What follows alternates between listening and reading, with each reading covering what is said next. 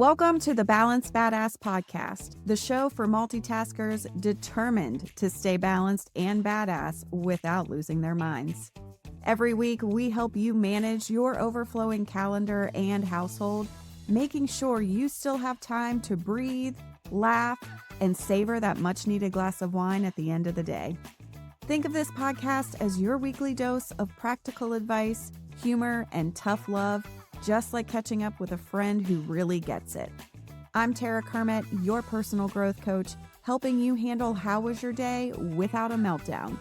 Now let's get into today's episode. Today we're taking on a heavy hitter, one of the most manipulative little voices in your head, one that shows up in your calendar, your inbox, your body, and your burnout. We're talking about guilt, my friend. Specifically, the guilt that shows up when you try to say no or you even think about saying no. That guilt that whispers, but they need you. The guilt that tightens your chest when you decline a meeting or turn down a project. The guilt that tells you that rest is indulgent, that boundaries are selfish, and that someone's going to think less of you if you're not always available. Now, let's get one thing straight right off the bat. Saying no doesn't make you a bitch. It doesn't make you a flake. It doesn't make you a failure. It makes you someone with a functioning nervous system who doesn't want to light themselves on fire just to keep everyone else warm. But guilt doesn't like that logic, right? Guilt shows up like, excuse me, how dare you set a boundary? You should be ashamed of yourself. You're letting people down. What if they think you don't care? Does that sound familiar? Yeah, I thought so. It's familiar because this kind of guilt is systemic, emotional, and deeply personal. And it's absolutely wrecking your energy, your decision-making, and your ability to lead sustainably. Guilt is one of the core mechanisms keeping high performers, especially women, in cycles of burnout, overfunctioning, and chronic self-abandonment. So today, we are going deeper. Because this conversation around boundaries has gotten shallow, to say the least. And you deserve better than another just say no Instagram quote. So we're going under the hood and we are looking at what this guilt actually is, where it comes from, what it's costing you, and why it's not your fault. And then most importantly, what the hell you can do about it. My hope is that you'll leave this episode with a new way of understanding guilt, some science to back you up because you know I love that stuff, and tools that you can literally try today to stop guilt from calling the shots. So let's get into it. First, let's talk about what this flavor of guilt even is. Because we're not talking about the I did something wrong and feel remorse. That's moral guilt. That's actually useful. That tells you that, hey, you were kind of a jerk. Maybe go make it right. Cool. But that's not what we're dealing with here. We're talking about boundary guilt, energetic guilt. I said no to a thing and now I feel like a monster guilt. The kind that creeps in when you finally decide to cancel that thing that you didn't have the bandwidth for in the first place. Or when you tell someone, actually, I don't have capacity for that right now, and your stomach drops like you just kicked a puppy. That guilt, it's not there because you've done something objectively wrong. What that guilt is telling you is that you've done something unfamiliar. And unfamiliar feels unsafe to your nervous system, especially if you've spent your entire life running on overfunctioning autopilot. See, many of us, especially women, caregivers, my fellow people pleasers out there, perfectionists, we have all been conditioned from a very young age to be helpful, to be agreeable, to be available. Not just taught these things, but actually rewarded for them. We were praised for being low maintenance, for being flexible, easy to work with. Teachers loved us. Bosses loved us. Coworkers leaned on us. People pleasers unite, right? We were the go-to fixers, the fillers of gaps, the ones who said, yeah, I can stay late before even checking our own schedules. We were rewarded for putting others first and punished socially, emotionally, or professionally when we didn't. Maybe not in obvious ways. Maybe you didn't get overtly called out for saying no, but the room maybe got a little colder. The email got a little shorter. The team player comments started showing up less often. That wiring, my friend, it runs deep. It's not just, I don't like disappointing people. It's, if I stop being agreeable, do I stop being valuable? So when you finally say, no, I can't take that on right now, your nervous system goes, whoa, whoa, whoa. This doesn't match the pattern. Sound the alarms. Your body starts freaking out. Heart races, shoulders tense. You might even feel nauseous or like you're going to cry. And then guilt rushes in. Not because you did something wrong, but because you disrupted the script.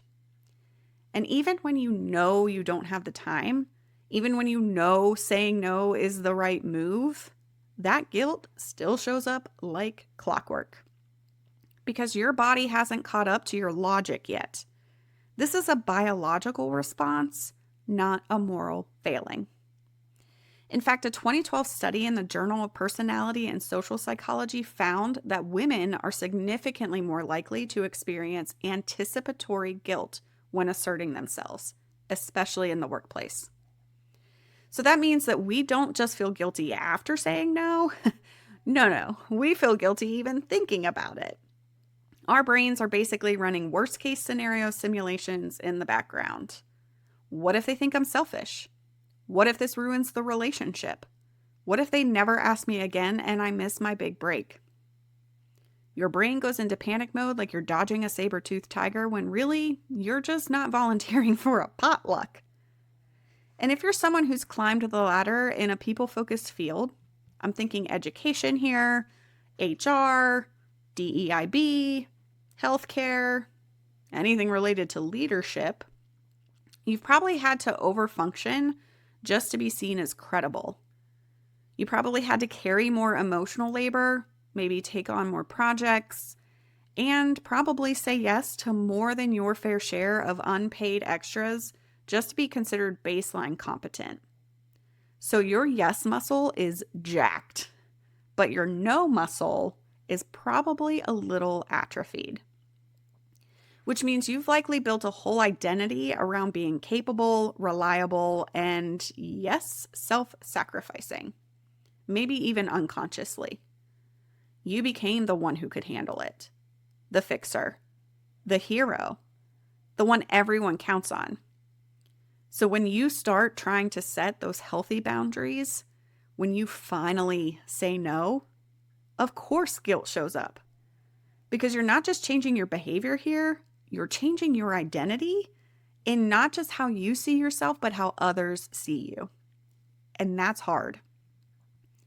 You're essentially saying, hey, I know I've been the go-to forever, but I'm not available like that anymore. And that brings up fear. Who am I if I'm not over-delivering? What will happen if I stop cushioning everyone else's experience at the expense of my own?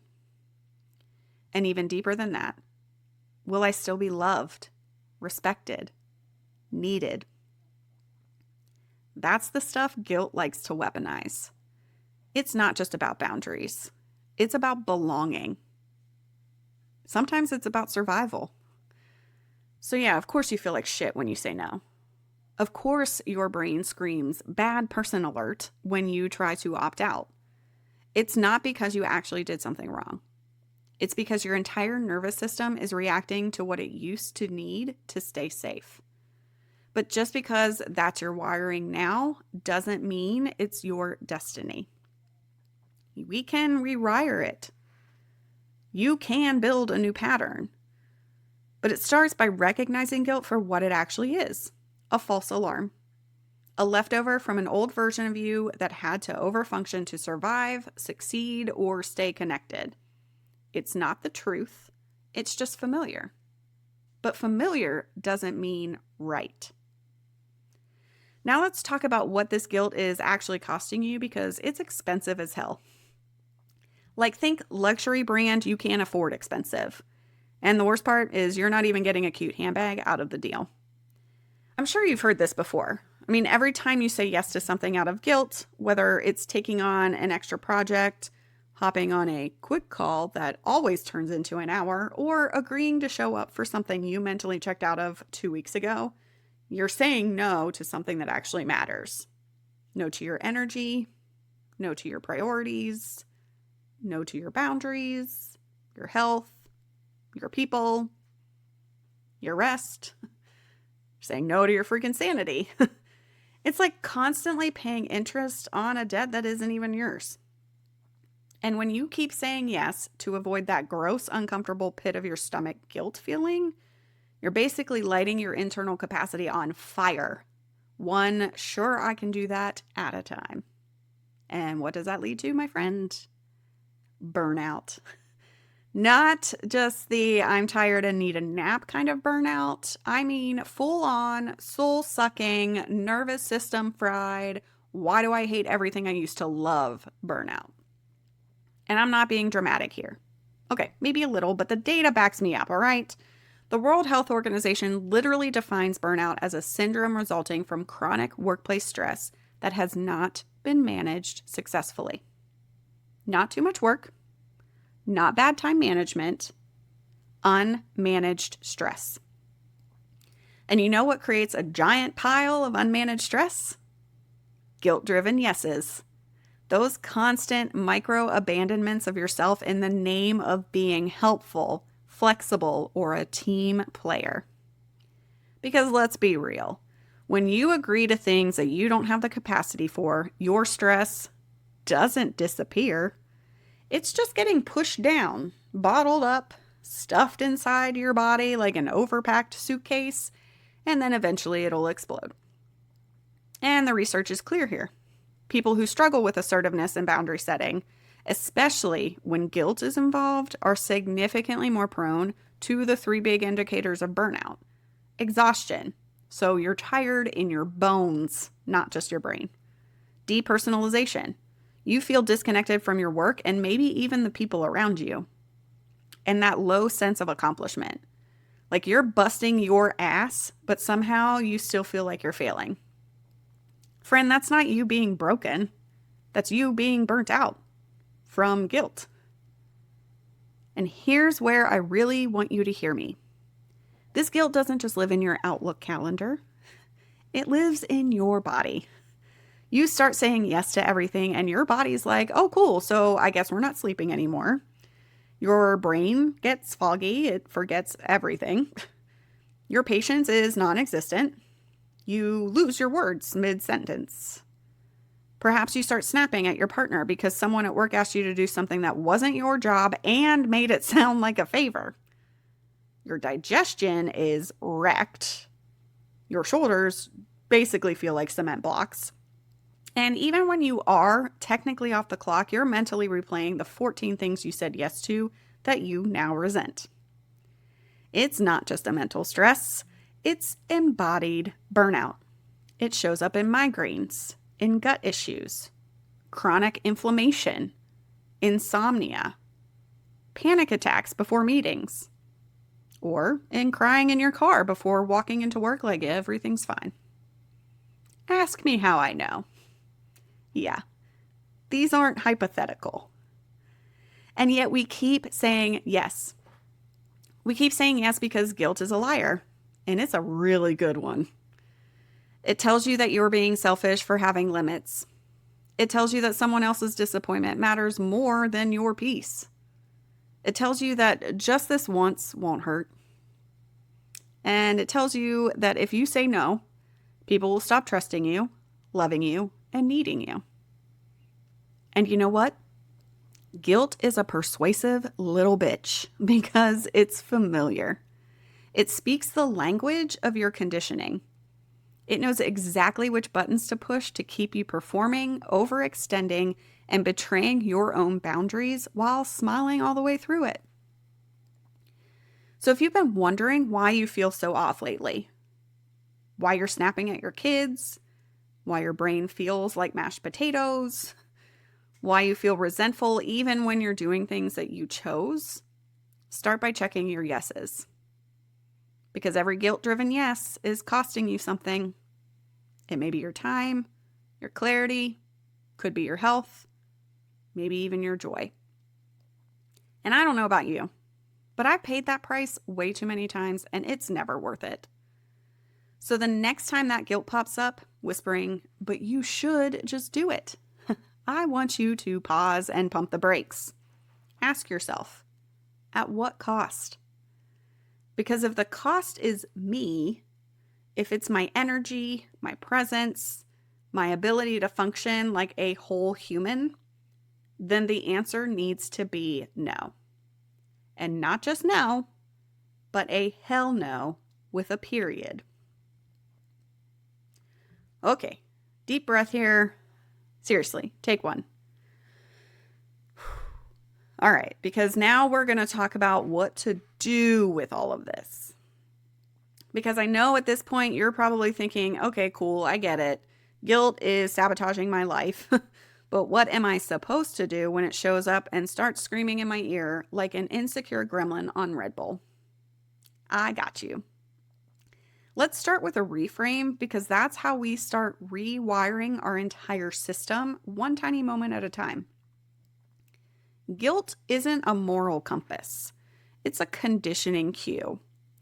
It's not proof that you're doing something wrong. It's proof that you're doing something new, something different, something that your inner good girl or people pleaser or high achieving hero has never done before, like protecting your own energy without apology. So instead of defaulting to, do I feel bad about saying no? I want you to ask something more powerful. What part of me was taught that it's unsafe to say no? I'm going to repeat that. What part of me was taught that it's unsafe to say no? That question, that's the key. That's the doorway out of guilt and into actual agency. Because once you can name that guilt as a learned response, not a reflection of your values, but a habit that's been reinforced over time, you take your power back. You realize, wait, I wasn't born believing I had to be everything to everyone. I learned that, which means I can unlearn that. You can rewire that part of your brain that goes into panic mode every time you even consider protecting your boundaries. You can build a new pattern, one that says it's okay to take up space. It's okay to have limits. It's okay to protect my energy without guilt or apology. And my worth isn't tied to how much I give away. And here's where we shift from awareness to action. Because knowing it isn't enough. You've got to practice a new way of responding. This is where I teach my clients something called the gas check. It's basically your new internal decision filter. GAS stands for guilt, alignment, and scarcity. The three most common forces behind a half-hearted yes. So anytime someone asks something of you, whether it's taking on a new project, going to an event, hopping on those scary quick calls, or volunteering your own damn self like you're on autopilot, pause and ask, am I saying yes because I feel guilty? Like you feel like you should do this. They expect you to. They'll be disappointed if you don't. Notice the shoulds. Guilt loves a good should, so please stop shoulding yourselves. The next question. Am I saying yes because it's in alignment with my actual values and priorities right now? Think, I want to do this. This supports my goals or the kind of life that I'm trying to build.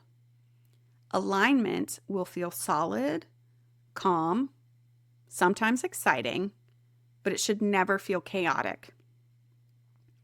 And the last question is, am I saying yes because I'm afraid of scarcity? Will I miss out? Will they ask someone else next time? What if this opportunity never comes again? That fear-based scarcity mindset is sneakier than guilt sometimes, but it's just as toxic. Now, if the answer is guilt or scarcity, pump the brakes. That's your red flag. That's your cue to slow the hell down and not auto-agree out of emotional reflex. That's your moment to say something like, let me check my bandwidth and get back to you. Or I want to give that some thought. I'll circle back by the end of the day. Or lastly, I need to look at my priorities for the week before I commit. Buy yourself space. Because the people who respect you will respect that pause. And the people who don't, well, that's data, my friend. And if you do decide that it's a no, which let's be real, it may be, here's where people get stuck. But Tara, how do I say no without sounding like a jerk? Let me lovingly say, that's your guilt talking again. Because boundaries don't require a backstory. You are not a 24/7 customer service line. You do not need to provide receipts for having limits. You can simply say, I don't have capacity for that right now. Or I'm being really intentional with my time this month, so I'll need to pass. Or thanks for thinking of me, but I'm not available for that. That's it. That's the whole script. And then you stop talking.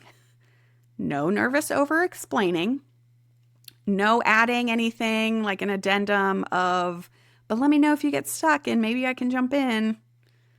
No softening it with next time if you don't actually mean next time. Just hold and sit in the silence. Let it land. Let your no be a full, clear, grounded sentence. And yeah, it's going to feel hella awkward at first. You're probably going to sweat a little. Your voice might shake. That's normal. That's just your nervous system adjusting to a new reality. The reality where you are no longer betraying yourself to keep the peace. With every values-aligned no you say, you're building a new muscle. A muscle that says, I trust myself. A muscle that says, I don't need external validation to do what's right for me. A muscle that says, I choose me, and I don't need to explain that to anyone. You're retraining your nervous system. You're teaching your body that setting a boundary does not equal rejection or abandonment or career sabotage. You're showing yourself that the world does not implode when you protect your energy. And more importantly, you're showing yourself that you can trust yourself to hold the line. And that right there, that's the real goal. Not just fewer guilt spirals, not just better boundaries, but more agency, more clarity, more sovereignty over your own damn life. Because here's the truth that most people won't tell you. The guilt doesn't go away, at least not at first. But your relationship with it can change. You can stop letting it make your decisions for you. You can learn to hear it, honor it, and still say no anyway. That's power. That's growth. That's what balanced badass leadership looks like. So the next time guilt tries to make you feel like a terrible human for protecting your peace, for saying no to that meeting, for canceling plans that you didn't want to make in the first place, and for choosing rest over productivity or stillness over people-pleasing, I want you to pause, breathe, and remind yourself of this. Guilt is just a signal. It's not a stop sign. It's a flare your nervous system is sending up. Not because something's wrong, remember, but because something's different. Because you're stepping into a new way of being. One where you matter. One where your needs count. One where your value isn't measured by how available, accommodating, self-sacrificing, or self-erasing you can be. You are not a vending machine for everyone else's needs. You are not a never-ending resource. You are not here to be liked, approved of, or applauded for how much of yourself you can give away. You weren't put on this planet to be a human support ticket.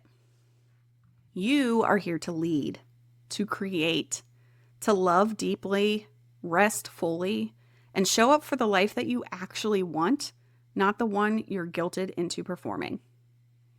And yeah, choosing that version of your life will make some people uncomfortable. It will stir up your old scripts. It might make you feel a little selfish at first, and that's okay. Growth always feels a little gritty before it feels good. You're not doing anything wrong by honoring your capacity.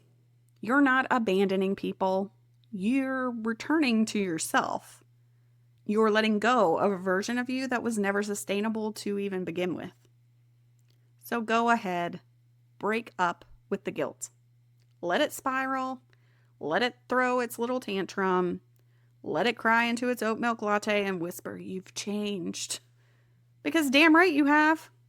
And you're allowed to. Hell, you're supposed to. You've got boundaries to hold, energy to reclaim. You've got a nervous system to stabilize. And you've got a whole life waiting for you on the other side of this burnout culture. And if that makes you harder to access for people who only valued you for what you could do for them, that's not your guilt to carry. That's your freedom being born. So let this be your permission slip to rest, to say no, to trust your own inner I'm at capacity meter, to not respond right away, to unsubscribe from roles you never agreed to protect your peace. All right, I think that's it for today. If this landed with you, share it. Seriously, send it to a fellow high achiever who's maybe stuck in the guilt spiral. You know, that friend who says yes to everything and secretly resents 90% of it. Or maybe the one who's been carrying emotional labor like a full-time job with no PTO. Let them know that they're not alone and that there's another way. And then tag me on Instagram, Threads, or LinkedIn and let me know what hit the hardest. I always want to know what's resonating with you, what you're working through, and where you're reclaiming your space. Oh, and if you want to go deeper into this work, check out the show notes because I've got info on coaching, resources, and some tools that are built for high achievers like you who are done with performative productivity. Okay, friend, I'm going to leave you with one final reminder. Say no, mean it, and don't ever apologize for being a balanced badass. Thanks for hanging out with me on the Balanced Badass podcast. I hope today's episode brought you a little more balance and a lot more badass in your day. If you enjoyed this episode, be sure to subscribe, share it with a friend, and leave a review. Your support helps more multitaskers like you find the show, and I'd really appreciate it. Until next time, take care of yourself and make good choices, friend. I'll catch you next week.